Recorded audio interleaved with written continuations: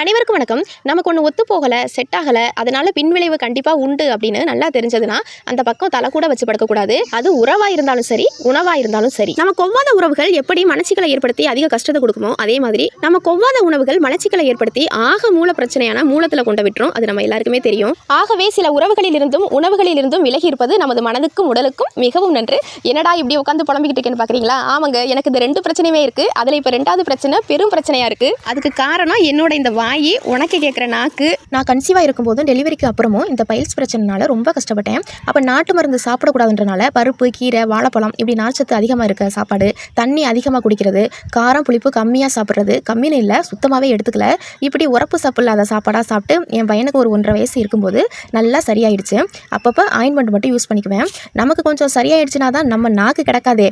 கொஞ்சம் கொஞ்சம் அசைவம் சாப்பிட ஆரம்பிச்சிட்டேன். மீன் சாப்பிட்ற அன்னைக்கெல்லாம் ஒன்றும் பண்ணாது. ஆனால் சிக்கன் சாப்பிட்ற அன்னைக்கு மறுநாள் ரொம்ப பெயினாக இருக்கும், ப்ளீடிங் ஆகும். சரி, பெரிய ஆபத்து ஒன்றும் இல்லை அப்படின்னு சொல்லிட்டு உரப்பு புளிப்பு என்னோட வீடியோ பார்க்குறவங்களுக்கு தெரிஞ்சிருக்கும். புளி மிளகாலாம் நல்லா வெளுத்து கட்டு வேணும்.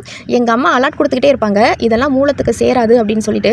நான் அதெல்லாம் ஒன்றும் பண்ணாதுன்னு சொல்லி சாப்பிட்டேன். விளைவு இப்போ மருந்தையே உணவாக சாப்பிட்டுட்டு இருக்கேன். உண்மையாகவே எதிரிக்கு கூட வரக்கூடாத நோய் இந்த மூலம். காலையிலேயே கலக்கலன்னு காலைக்கடனை கழிச்சாதான் அந்த நாளே நிம்மதியாக இருக்கும். காலையிலேயே கஷ்டம்னா அந்த நாள் முழுக்க மனசும் உடலும் நல்லாவே இருக்காது.